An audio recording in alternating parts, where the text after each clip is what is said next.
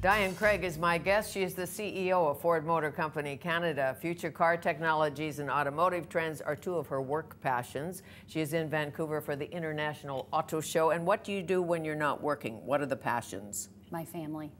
The family. Families. The 13-year-old. My 13-year-old, the husband, my dog, you know, my family that's back in Buffalo. My sister actually came out here to ski with me at Whistler, so we're having a wonderful time. I see. I saw her in the green room. She must be proud of you. Oh, she is. She a doctor or something? No, she's got a big job herself. Yeah. What does she do? She works for Fisher Price. Well, you see, so free toys, a car, this is good. It's good. What did your parents do? Well, that's another story. Is it? Well, it is. It's kind of funny. My dad actually worked for Ford. He did? He did. So it's in your genes. It's in my genes, but it isn't the reason I went to work for Ford, which of course everybody thinks, because a lot of people at Ford, second, third generations, whether it's our dealers or the folks that work at, at the factory or, even in our headquarters, lots of generations. But I didn't really have an interest in the car business despite him working in it, and so my parents are really proud too. I bet they are. So family is my primary passion because that's my quality time away from work, but I love to spend time in the yard. I love to ski, which was so fun to come out here and ski Whistler. And why did you pick Ohio for an MBA? Well, it just, it was a great school. It is a great school, and it was only, 5 hours away from Michigan at the time, so I went while I was working, and it worked out. And what did you learn about being a CEO when you were getting your master's? Oh, wow, it's such a long time ago, actually, when I got it. I mean, to me, it just really comes down to, I've been on this leadership journey. I mean, it's one thing you learn about the business, but, watching and learning from great leaders is, I think, what's inspired me the most. And it's been such an honor to have this job. Did you have a mentor? I've had many. I've had fantastic mentors. A lot of them have been my bosses. Others have been just friends of mine that I've grown up in the business with. My family I consider to be mentors as well. So I've been really blessed. It's been a big part of my, I think, my career advancement. You're up the ladder.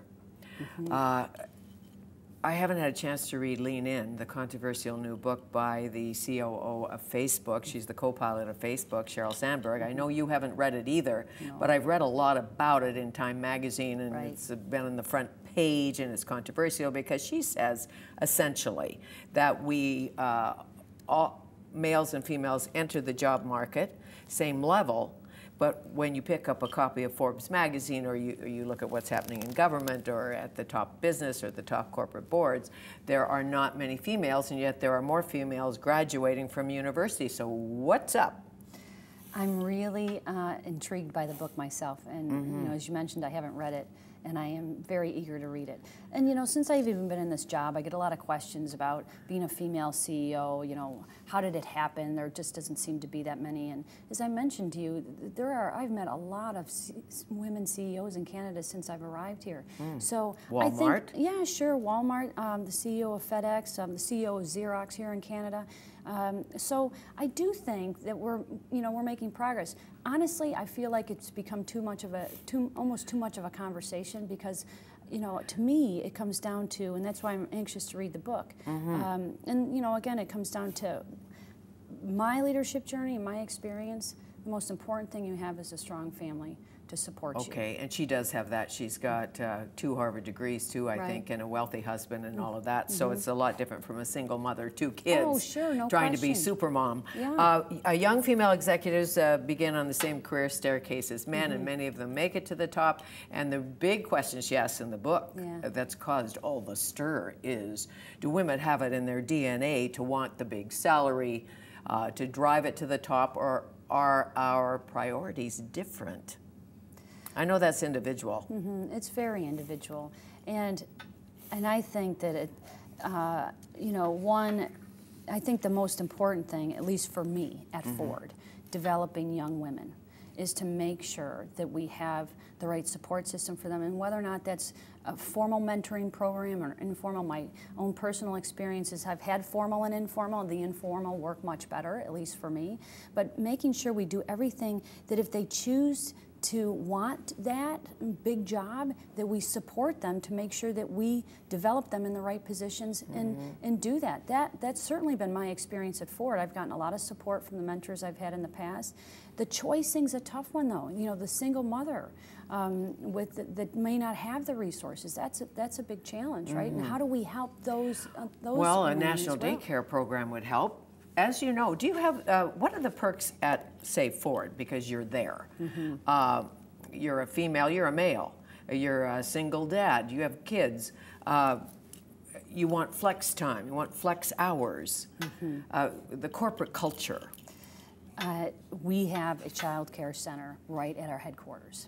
Really? Yes, that we've had for about 10 years. So that's really helped. And to your point, it's just not about the single mom, right?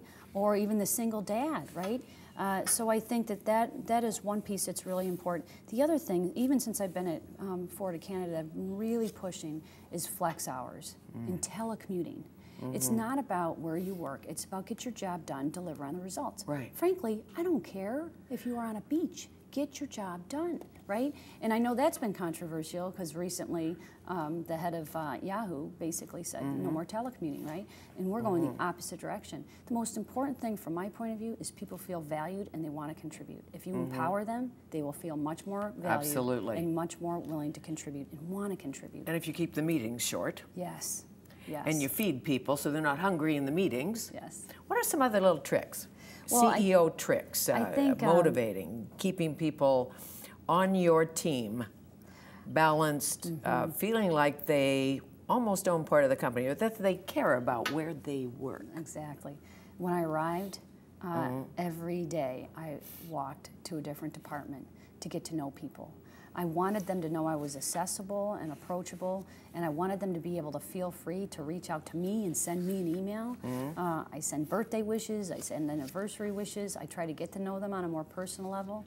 And like I said, we've been really pushing these, flexibility tools, which we have at Ford. We've always had them, but the culture hasn't necessarily supported them, because it's always been, sit at your desk and do your job, right? Sure, a culture of fear. Yeah, and often. And so that's something that we're really working on. I think our culture at Ford Motor Company in general, not just Ford of Canada, has come a long way in the last 5 years about our 4 priorities. One of them is own working together. I mean, really working together, and it's had a profound impact on our culture. On the floor, in the blue collar end? Oh, absolutely, absolutely. In fact, we negotiated our CAW agreement back in September. We've had a very good working relationship with the CAW. But it goes back to making people feel good about working, right? We spend too much time at work.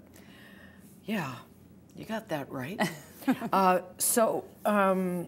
If you had a dream car, could be a Ford, could be a Lincoln, could be an Aston Martin. I guess you can't tell me if it is an Aston Martin or a Ferrari. No, it wouldn't be. It'd be a Ford or a Lincoln. Of course it would, yes. So now you're picking a celebrity to endorse Ford. A J-Lo in a Fiat. Right. A Tiger in a Ford, now that he's back on top. All right. Does it sell cars? That is a great question. And it can be a very dangerous question, or I should say, it could be a very dangerous proposition when you go pick someone. Because you can pick any celebrity and they can be on top today, and then tomorrow, it's just like a single, Twitter can bring a corporation to its knees when they make a mistake, right? So I think, I think there's a place for them when it works. We've used them in the past at Ford, but I think you've got to be really, really careful when you choose something like that, because it could be very polarizing. Well, I get it. Ask Nike, Nike's back with Tiger. And I think it's because he's dating Lindsey Vonn, perhaps. Who knows? And he's, his golf is way better. But when you have a celebrity, Lance Armstrong, he gets into the deep doo-doo. Right. And he's driving a Ford Focus.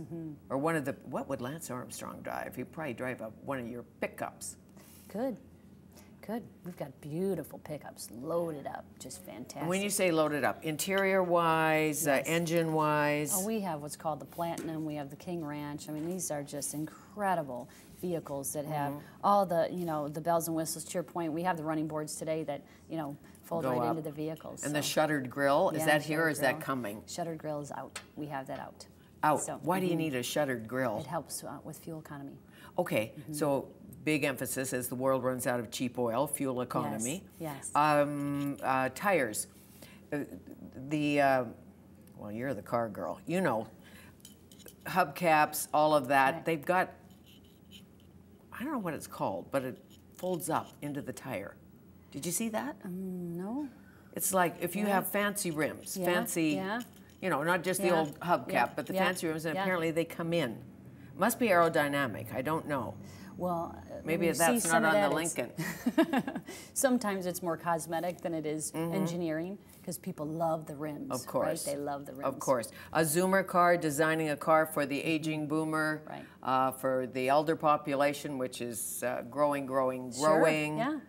Well, you that know, on the it all comes list? down to, you know, the technologies that we have, from the young people that are going to want all the voice activation to the Zoomers that may not want all of that, right? And they want some more of the traditional gadgets, like you know, they don't want to have to, you know, be able to talk to turn on the radio. They'd rather turn the knob, right? And just because that's what they're used to. But it comes down to other technologies from a Zoomer point of view that it's really neat, like our Escape. We have the new liftgate, and this is whether or not you're, you know, a younger person or older person, but you know, certainly me, I'm going to the grocery store, I got my hands full, I just put my foot underneath the liftgate and poof, it opens up. It's fantastic. That is great, because what if you're carrying the twins?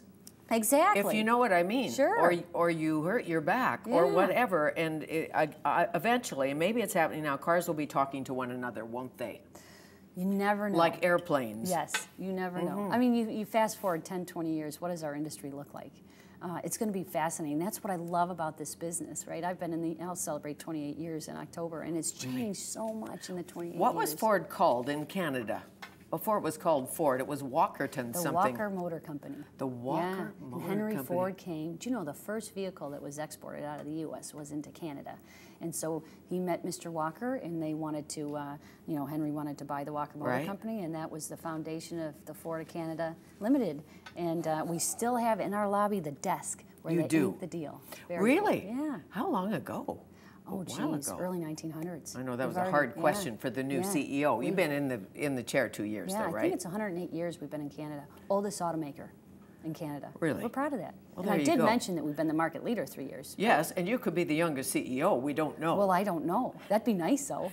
Let's pretend I am. Nice to see you again. Nice to see you, too. Thank you. Dianne Craig, CEO of Ford Motor Company Canada, and she's also the president. And remember, you can catch our conversations on YouTube or follow me on Twitter at Fanny Kiefer, got to get that right.